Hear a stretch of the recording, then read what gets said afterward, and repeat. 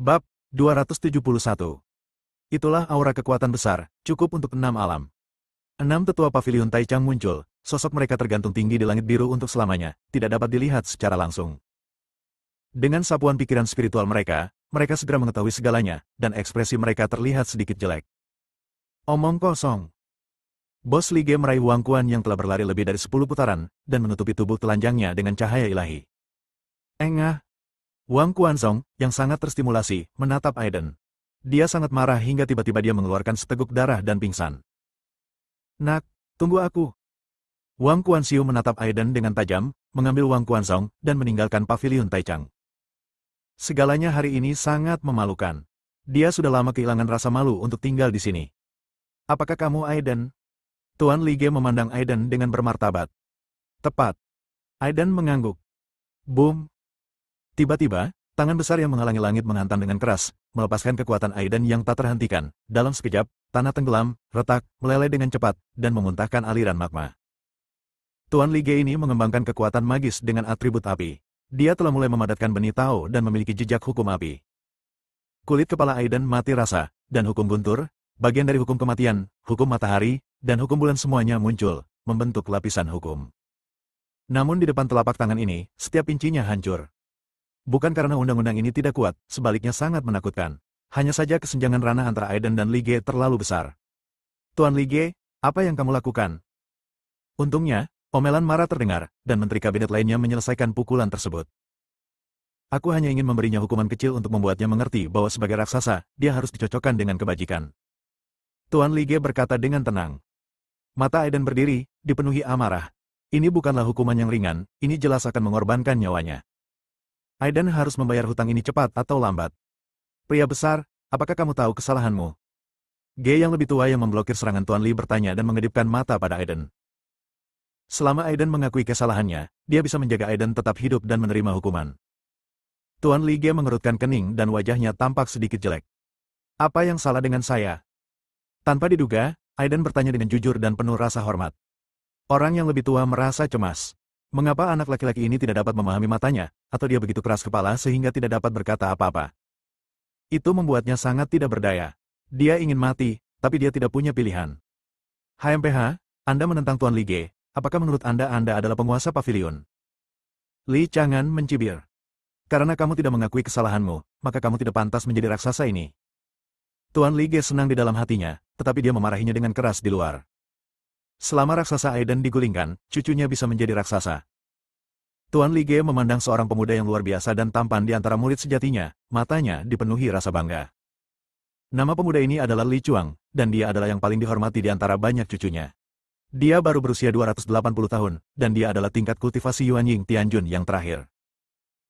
Selama Li Chuang menjadi raksasa, cepat atau lambat pavilion Taichang akan menjadi keluarga Li. Aku salah. Salahnya adalah aku bukan orang yang berkuasa. Aku tidak bisa menamparmu sampai mati. Aiden menundukkan kepalanya, lalu tiba-tiba mengangkat kepalanya, matanya penuh ketajaman, menghadap langsung ke biksu yang kuat itu.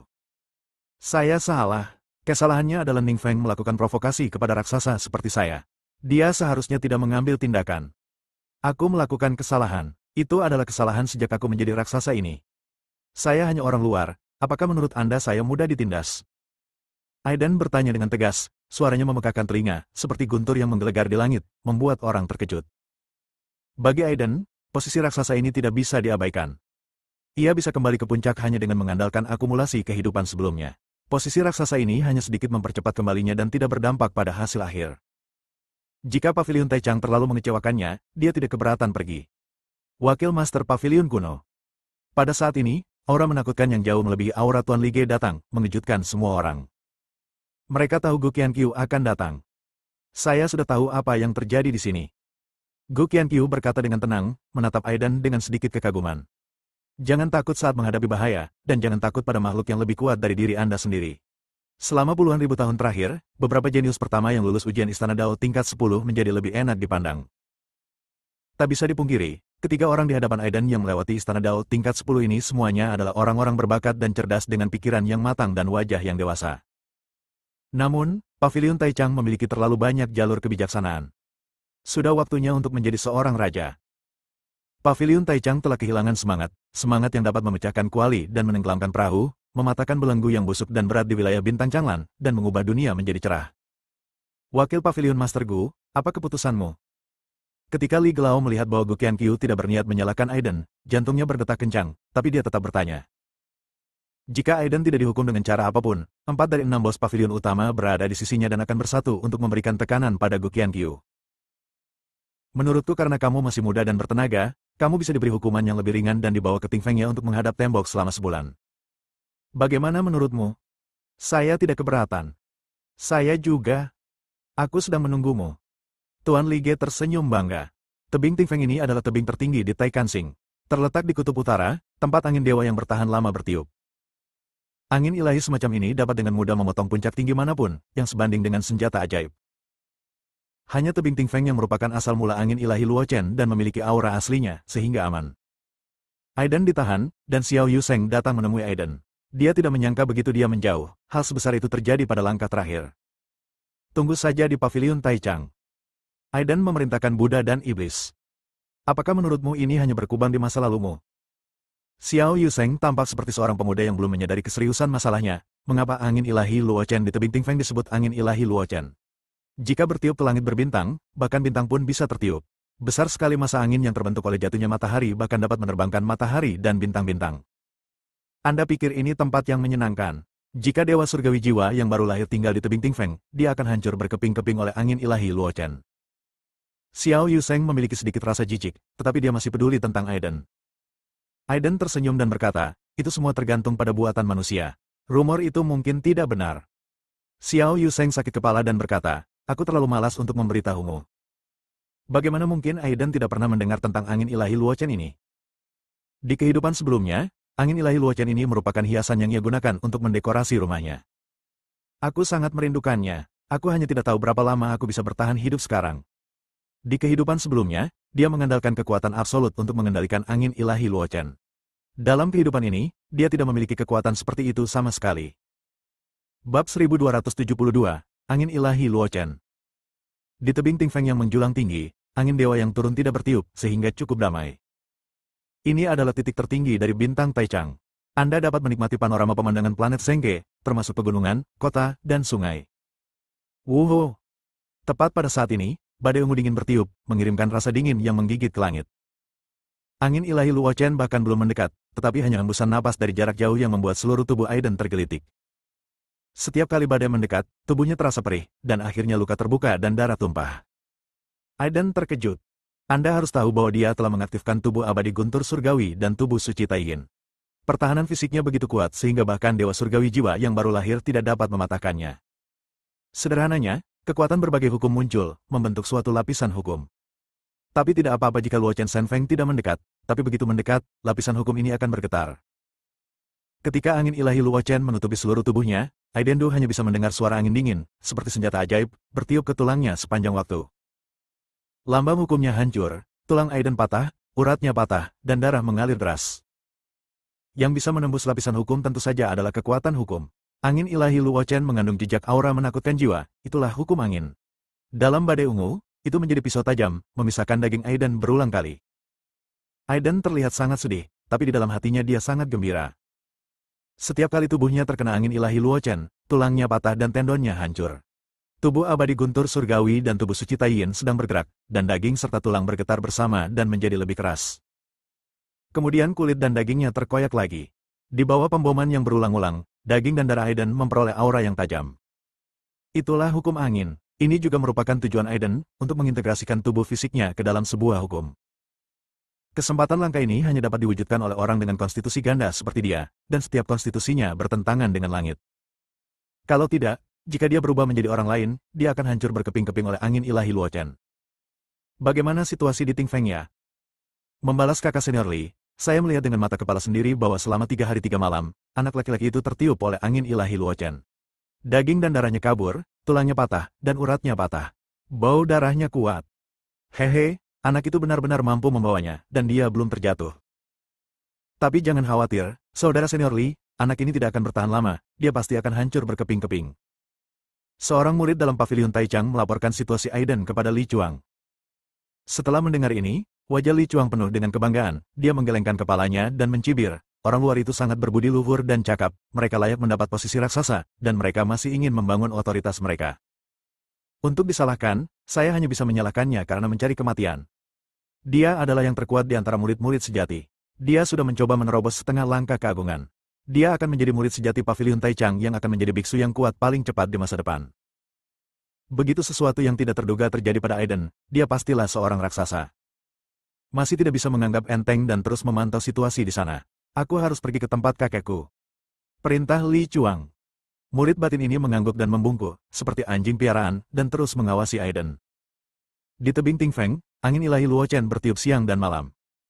Kulit Aiden terkoyak dan berdarah pada awalnya, tetapi ia secara bertahap beradaptasi dengannya. Tidak cukup. Aiden mengerutkan kening, dan dalam tindakan yang sama saja dengan mencari kematian jika dilihat oleh orang luar, dia berinisiatif menghadapi Luo Chen Sanfeng. Bang, dalam sekejap, tulangnya patah, uratnya patah, dan daging serta darahnya kabur. Aiden melakukan tindakan yang lebih kejam yaitu melanggar dan berdiri, dan ada petunjuk tambahan tentang hukum angin di tubuhnya. Bayi palsu di Dantian juga berkembang pesat. Bersama dengan jiwanya, dia juga menarik beberapa pertahanan dan untuk sementara menghubungi Luo Chen Kamikaze. Dengan baik. Dengan rangan teredam, darah mulai mengalir dari sudut mulut Aiden, dan dia merasa ketakutan untuk beberapa saat. Perasaan barusan seperti jiwa buku yang dipotong-potong oleh ribuan pisau, hampir berkeping-keping.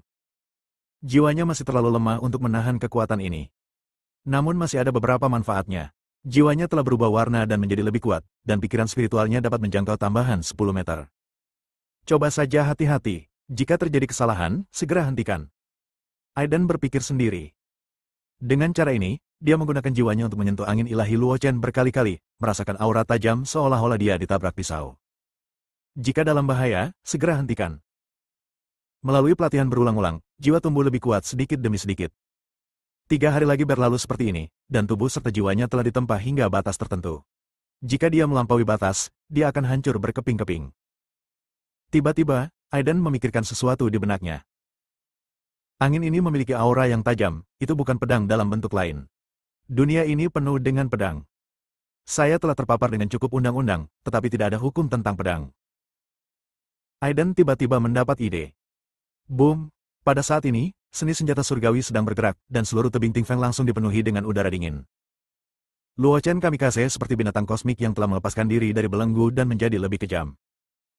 Seluruh langit dan bumi dipenuhi badai yang menderu-deru, menelan segalanya dan menghancurkan segalanya dalam sekejap. Dari kejauhan menutupi langit dan matahari, yang sangat menakutkan. Di bawah pengaruh seni senjata surgawi, angin ilahi Luo Chen ini menjadi senjata Aiden. Tapi ini juga saat yang sangat berbahaya. Jika Tuan Muda Hutan Belantara ada di sini, dia juga akan mengutuk Aiden sebagai orang gila. Dia tidak akan berani menggunakan seni senjata surgawi untuk melakukan hal seperti itu. Secara teoritis, ketika keterampilan ini telah dibudidayakan hingga batasnya, bahkan alam semesta dan galaksi adalah senjata di tangan seseorang, yang sangat menakutkan.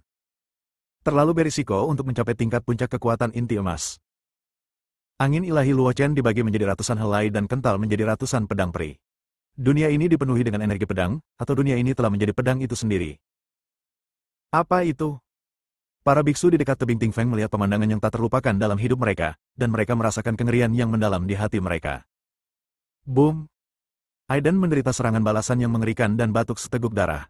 Tubuhnya hancur dan hampir hancur. Itu masih terlalu dipaksakan. Aiden menghela nafas pelan. Dia mengurangi jangkauan kendali seni senjata surgawi dan membiarkan angin ilahi Luo Chen menutupi area kecil. Seni senjata surgawi ini, saya merasa semakin luar biasa karenanya. Hati Aiden bergetar. Ting! Pedang Sisio terhunus dan jatuh ke mata angin. Senjata spiritual berkualitas tinggi ini dibombardir tanpa henti oleh angin ilahi Luo Chen. Senjata itu sangat ulet dan meledak dengan energi pedang yang kuat, menyapu ke segala arah. Aiden menggunakan Luo Chen Divine Wind sebagai tungku untuk meredam pedang Sisio. Dengan keras, pedang Sisio meledak berkeping-keping, dan semangat senjata lahir di dalam, menyampaikan emosi menyakitkan Aiden. Ini adalah kesempatan bagimu, itu tidak dapat dihancurkan atau dibangun. Jika kamu mati, kamu akan mati. Roh senjata di bawah komandoku tidak mau menjadi tidak berguna. Aiden berkata dengan dingin. Killing ibarat anak kecil yang dimarahi habis-habisan oleh ayahnya, membangkitkan keinginan untuk bertahan hidup di dalam hatinya. Di bawah pemboman angin ilahi Luo Chen, angin itu dengan cepat mengembun. Pecahan-pecahan itu dicairkan kembali, dan ada sedikit hukum angin di dalamnya, yang sangat tajam. Apakah kamu bisa menjadi harta abadi tergantung pada keberuntunganmu? Aiden berteriak keras. Bab 1273, Harta Karun Abadi Setengah Langkah. Dia membimbing badai, terus-menerus mematahkan pedang Sisio, dan pedang Sisio terus-menerus dibentuk kembali. Setelah mengalami ratusan ledakan, bersama dengan pecahannya, semuanya memancarkan aura hukum angin, membelah ruang. Apa itu harta peri? Itu adalah senjata dengan kekuatan hukum. Saat berada di bumi, pecahan pedang Xuan Yuan dapat melukai buaya purba emas secara serius, karena mengandung aura hukum. Dentang, tiba-tiba, cahaya pedang yang terang meledak dalam badai ungu, dan nafas yang tajam menembus. Puncak gunung di dekatnya bergetar hebat dan pecah, dan batu-batu besar berjatuhan. Pedang Sisio terlahir kembali. Energi pedang menyapu segalanya, dan bahkan Aiden diam-diam ketakutan. Pedang ini, dengan ketajamannya sendiri, dapat melukai dewa surgawi jiwa yang baru lahir. 1 bulan hampir berakhir. Saatnya meninggalkan Ting Fengnya, kata Aiden. Meraih udara, pedang Sisio terbang ke tangannya. Cahaya ungu bersinar di tubuh pedang. Dia mengerahkan kekuatan di pergelangan tangannya dan menusuk dengan ringan. Suara terobosan di udara terdengar di puncak gunung di depannya muncul di tengah lereng gunung, seperti mata yang panjang muncul. Di belakang mata, jeritan keluar, dan sesosok mayat jatuh, hancur berkeping-keping. Aiden bahkan tidak melihatnya sepanjang waktu. Seseorang memata-matai dia secara diam-diam, bagaimana dia bisa tidak tahu? Sayang sekali itu hanya menjadi harta abadi setengah langkah. Aiden melihat pedang Sisio di tangannya dan berkata dengan menyesal. Roh senjata pedang Sisio sedikit tidak puas. Sepertinya dia belum menerima dorongan apapun dari ayahnya. Aiden dengan lembut menepuk pedang Sisio. Roh senjata dari pedang Sisio tiba-tiba menjadi sunyi saat dia melihat Aiden mengerutkan kening. Akhirnya, kita telah mencapai titik ini. Semangat senjata telah menjadi sadar, dan ini adalah kehidupan yang benar-benar baru. Bahkan ada secerca kesempatan untuk melepaskan diri dari belenggu diri sendiri dan bercita-cita menjadi kaisar abadi. Aiden memikirkan roh senjata di kehidupan sebelumnya. Penuh nostalgia, mulai sekarang, kamu akan dipanggil 11. Roh senjata dengan sebuah nama membuat pedang ceria menangis. Bagaimana mungkin, dia masih hidup? Li Chuang berada di depan meja, dengan ekspresi garang di wajah tampannya, dan dia membalikkan meja. Suasana awalnya yang bangga tiba-tiba berubah suram. Ini adalah angin ilahi Luo Chen, dan hanya biksu yang kuat yang tidak terluka sama sekali. Bahkan seorang beku yang kuat seperti Wang Quanxiu akan dipukuli, apalagi Aiden. Ini benar sekali, saya melihatnya dengan mata kepala sendiri. Seorang murid pavilion Taichang ragu-ragu sejenak dan menjawab, selain itu, An Qiang jatuh ke tebing Ting Feng dan hancur berkeping-keping. Bahwa Qiang secara alami adalah orang yang telah memantau Aiden selama sebulan terakhir. Jadi, bisakah kita menggunakan ini untuk meminta pertanggungjawaban seseorang? Bingung? Tuan Li Gei juga hadir dan mengumpat dengan keras sambil berkata, murid batin manakah yang akan lari ke tebing Ting Feng tanpa kesulitan? Bocah kecil itu bisa saja membunuh An dengan satu gigitan dan jatuh dari tebing hingga tewas, dan tidak ada yang bisa kami lakukan. Mata tukang reparasi buku yang kuat ini menyipit, dan ada tatapan mematikan di matanya. Hanya dengan membunuh Aiden, cucunya dapat menjadi raksasa baru. Masalah ini perlu dibicarakan dalam jangka panjang. Tuan Li Ge berkata dengan suara yang dalam. Aiden kembali secara besar-besaran, dan seluruh pavilion Taichang menjadi sensasi. Para murid yang melihat Aiden merasa seolah-olah mereka telah melihat hantu. Belum pernah ada murid pavilion Taichang yang bisa keluar dari tebing Ting Feng hidup-hidup. Aiden pergi mengunjungi Xiao Yuseng. Dia tinggal di sebelah Binyaner, jadi dia secara alami menjadi tetangga. Apakah kamu tidak memiliki sekte suci Saint Sisuan di hatimu? Aiden tidak bisa berkata-kata. Hei, kawan, wajar jika memiliki 3 istri dan 4 selir. Xiao Yu berbicara dengan keras tanpa rasa malu. Boom, ketika Binyaner mendengar ini, wajahnya menjadi gelap dan dia tetap berada di balik pintu tertutup. Orang ini segera mengetuk pintu dan menjelaskan, Nona Nyaner, dengarkan saya baru saja bercanda. Bagaimana saya bisa mentolerir orang lain di dalam hati saya? Telur busuk terlempar, dan wajah pria itu ditutupi putih telur. Xiao Yuseng menyekanya hingga bersih dan berkata, aku sangat terkejut bahwa anakmu bisa keluar hidup-hidup. Hehe, dalam 2 tahun, saat aku keluar, aku pasti akan mengejutkan seluruh wilayah Bintang Changlan. Xiao Yuseng mengobrol beberapa patah kata dengan Aiden, dan ketika dia mengatakan ini, dia sangat percaya diri. Bahkan Aiden harus mengakui bahwa kualifikasi orang ini ternyata bagus, tapi dia terlalu keras kepala. Setelah berlatih di pavilion Taichang selama 2 tahun, dia akan menjadi dewa surgawi jiwa yang baru lahir. Setelah beberapa saat, Gu Qianqiu memanggil Aiden, dan matanya penuh keterkejutan saat melihat pemuda yang auranya menjadi lebih kuat, seperti senjata ajaib. Bagaimana rasanya? Gu Qianqiu berkata sambil tersenyum. Aku cukup beruntung memiliki terobosan di Ting Fengnya, jawab Aiden. Oke. Setelah menyebutkan 3 orang baik berturut-turut, mata Gu Qianqiu menyala dan dia berkata dengan sungguh-sungguh, cukup banyak, dia memang seorang jenius yang telah melewati tingkat ke-10 Istana Tao. Paviliun Taichang tidak berani mengatakan apapun. Bahkan jika makhluk abadi datang untuk menyerang, tidak akan ada jalan kembali. Lakukan saja urusanmu. Aiden menatap Gu Qianqiu dengan heran, tidak menyangka dia bisa melihat dengan jelas. Dengan bakatmu, kamu selalu mampu. Aku hanya berharap kamu dapat berkontribusi ketika Paviliun Taichang berada dalam bahaya di masa depan. Kata Gu Qianqiu. Faktanya, Paviliun Taichang selalu melakukan hal ini. Menyiapkan daftar harimau dan daftar naga untuk memberi para jenius ini, bahkan mereka yang terlahir biasa saja, sejumlah besar sumber daya data adalah sebuah investasi. Tidak ada kekuatan yang selalu berada pada puncaknya di dunia. Jika Paviliun Taichang suatu hari nanti menurun, para jenius yang sedang berkembang ini dapat mengatasinya. Sangat disayangkan Longbang dan Tiger List secara bertahap disusupi oleh 10 klan kuno teratas. Kami sedang membina orang-orang kuat untuk mereka. Pikiran kuno. Rasa ketidakberdayaan yang mendalam muncul di benak saya. Bagaimana 10 suku kuno bisa mentolerir kekuatan yang benar-benar netral yang ada di wilayah Kanlanstar? Entah bergantung pada satu keluarga atau hancur. Sekte Duge Buddha saat itu adalah contohnya. Pemimpin Sekte Buddha hendak menerobos ke keabadian sejati, tetapi diserang dan dibunuh oleh keabadian sejati dari 10 klan kuno. Adapun Paviliun Taichang, hanya ada sesuatu yang membuat 10 klan kuno ketakutan. Yang abadi di baliknya tidak berani mengalahkan ikan sampai mati. Paviliun Taichang membentuk daftar naga dan daftar harimau untuk menarik sekelompok jenius paling menakjubkan di wilayah Bintang Changlan. Misalnya, 10 monster teratas dalam daftar naga terlahir sebagai orang biasa. Tapi Anda punya rencana bagus, dan saya punya tangga untuk menyeberangi jembatan. Di bawah infiltrasi 10 klan kuno, 6 dari 10 monster adalah milik mereka. Bahkan di dalam Paviliun Taichang, ada banyak orang yang bersahabat dengan 10 klan kuno, seperti yang dipimpin oleh Tuan Li Ge. Gu Qianqiu merasa sangat khawatir. Aiden di depannya adalah seorang jenius yang telah melewati tingkat ke-10 Istana Dao. Dia terlahir biasa-biasa saja dan layak untuk dirayu dan dilatih. Namun, dia juga menghadapi perlawanan yang belum pernah terjadi sebelumnya dari semua orang dan memutuskan untuk menjadi raksasa. Dia meminta Aiden untuk pergi menemui Ting Fengya dan memikirkan kesalahannya, dan dia juga meninggalkan rencana cadangan. Jika terjadi sesuatu pada Aiden, dia akan menyelamatkannya sesegera mungkin. Bab 1274, Klan Luo. Tentu saja dia tidak akan mengatakan ini. Dia hanya memperingatkan Aiden untuk berhati-hati di masa depan. Bagaimanapun, identitas raksasa itu terlalu mencolok dan dapat dengan mudah menjadi sasaran orang-orang yang memiliki motif tersembunyi.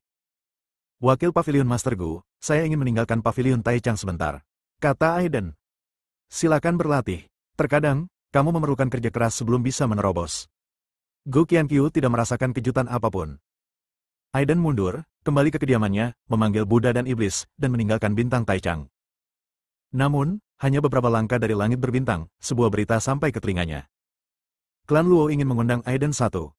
Faktanya, selama Aiden berada di Paviliun Taichang, Klan Luo telah mencari Aiden, tetapi tidak ada jejaknya. Berkat jaringan hubungan Starry Sky Daily yang kuat, berita ini tersampaikan ke setiap sudut wilayah Bintang Changlan. Aiden terkejut. Karena isi dari undangan ini mungkin adalah orang-orang Luo memujinya atas penampilan surgawinya, dan sebagai seorang jenius yang langka, mereka berencana untuk menunangkan mutiara orang-orang Luo kepadanya.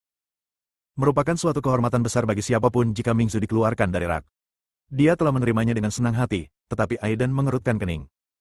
Kata-kata pujian ini sangat menarik bagi para jenius muda dan energi manapun, karena ini adalah pengakuan atas kualifikasi mereka. Namun bagi dia yang telah menjalani dua kehidupan, dia sangat bijaksana dan memikirkan banyak hal.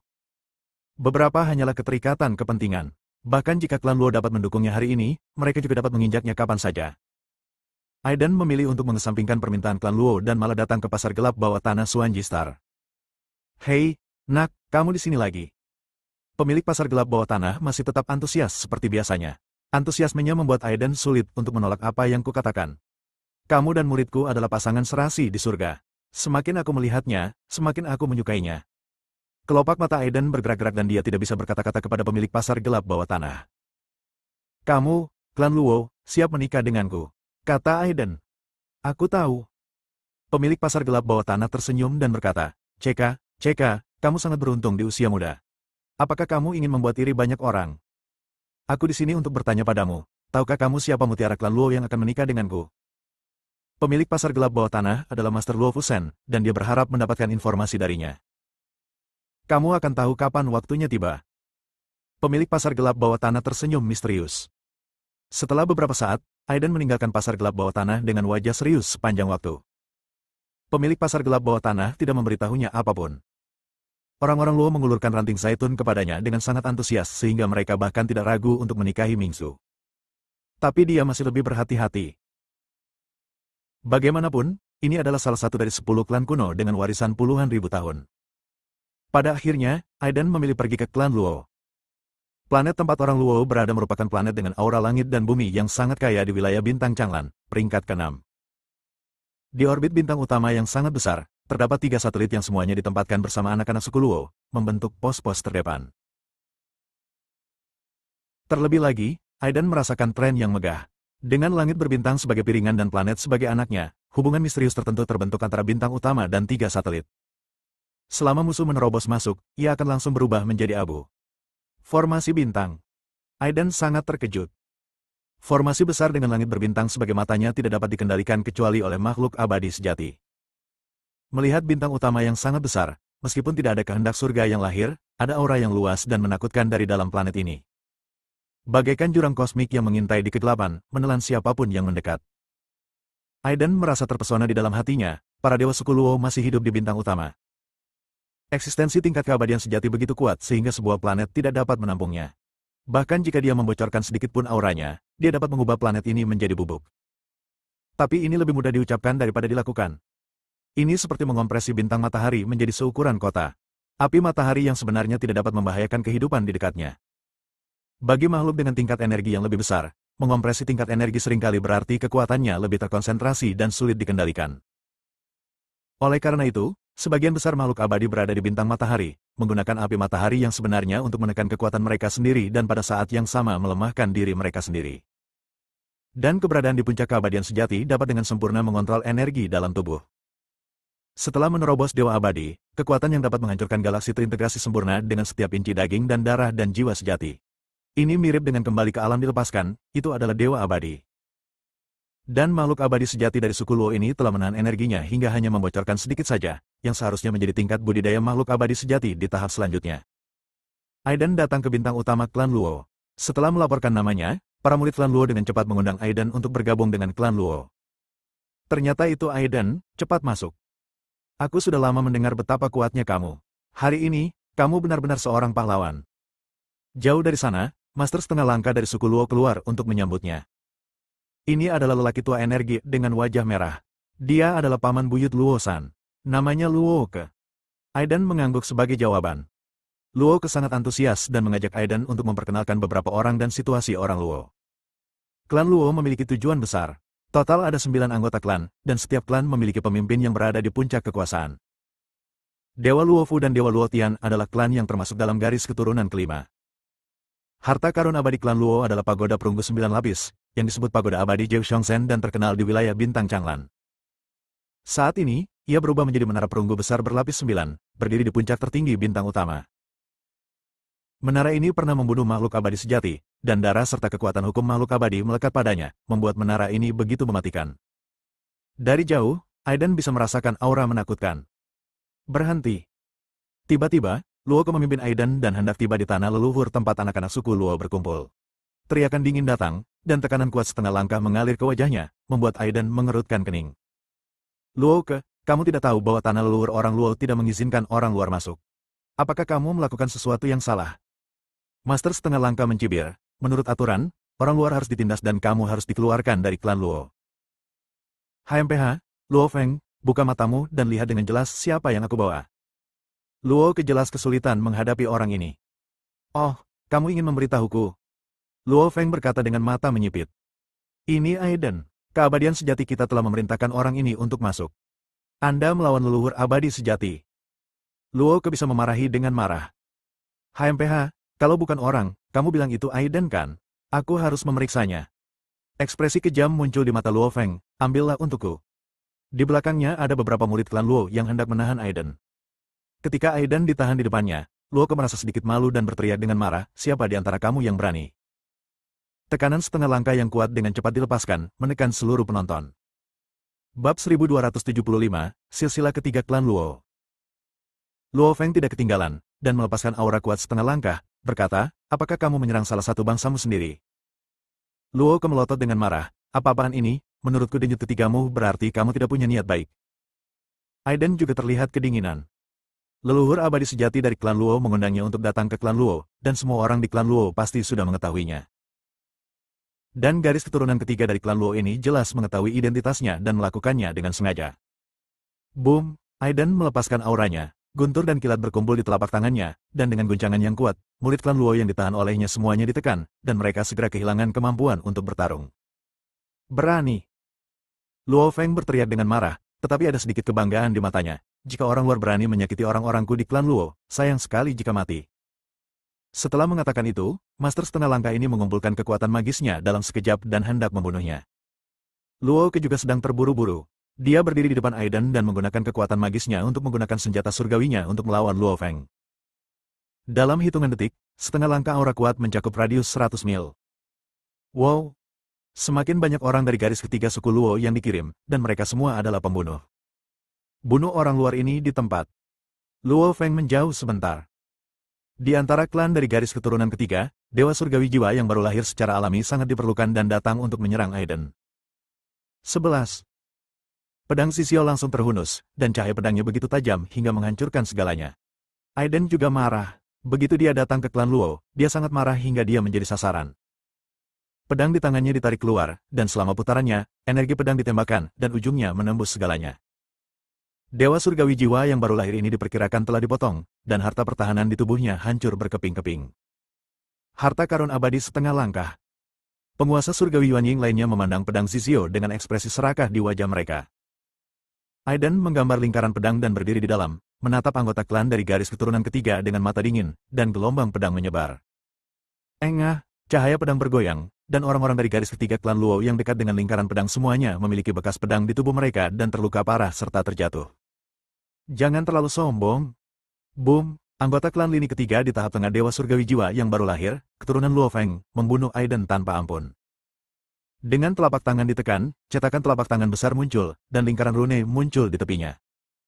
Tubuh Aiden tiba-tiba mandek, dan energi sejatinya tersegel untuk sementara. Tanpa energi sejati, setinggi apapun tingkat kultivasi Anda tetap tidak ada bedanya dengan manusia biasa. Tapi, ini Aiden. Tubuh Aiden bergetar, darahnya melonjak, dan kekuatan Tai Yin meledak.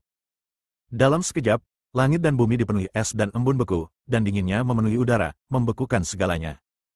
Yin Shen Yue, bayangan buram, memancarkan kekuatan Yin bulan, mengembun, matanya menampakkan aura kuno, dan dengan tangan yang besar, cetakan telapak tangannya hancur dalam sekejap.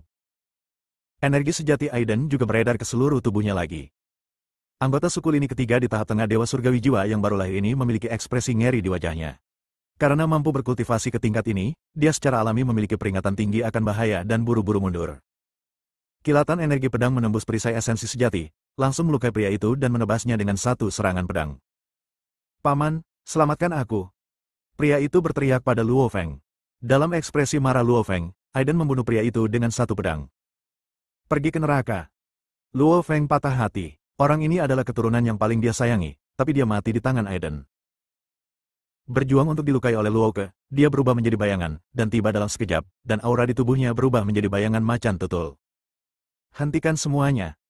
Tiba-tiba, aura kuat meletus, membuat semua orang yang hadir gemetar. Bayangan macan tutul langsung runtuh di depan aura kuat itu. Pengunjungnya adalah seorang lelaki tua berambut merah, matanya serius dan khusyuk. Tetua ketiga, kejahatan orang ini dalam membunuh keturunan klan Luo saya tidak dapat diampuni. Luo Feng berkata dengan sedih. Di belakang tetua ketiga, Dewa Luofu dan Dewa Luo Tian menonjol, mata mereka dingin. Tidak lama kemudian, anggota klan Luo berani datang, dan tidak kurang dari 1000 raja jiwa yang baru lahir saja, yang sangat mengerikan. Ini adalah dasar dari 10 klan kuno. Para tetua suku Luo semuanya berwajah gelap. Tetua ketiga, Luo Feng melakukannya dengan sengaja. Aku membawa Aiden ke klan Luo di bawah perintah leluhurku, namun dia menghalangiku dan bahkan berkelahi. Luo Ke menceritakan segalanya tentang apa yang baru saja terjadi, dan dia diliputi amarah. Kami belum pernah bertemu Aiden.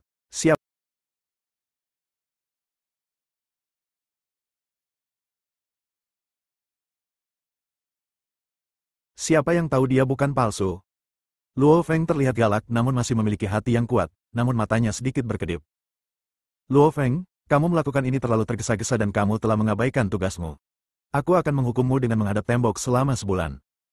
Tetua kedua dan tetua pertama dari klan Luo juga datang. Keduanya berada di puncak kultivasi yang maha kuasa. Bersama dengan tetua ketiga, mereka secara kolektif dikenal sebagai tiga pahlawan klan Luo.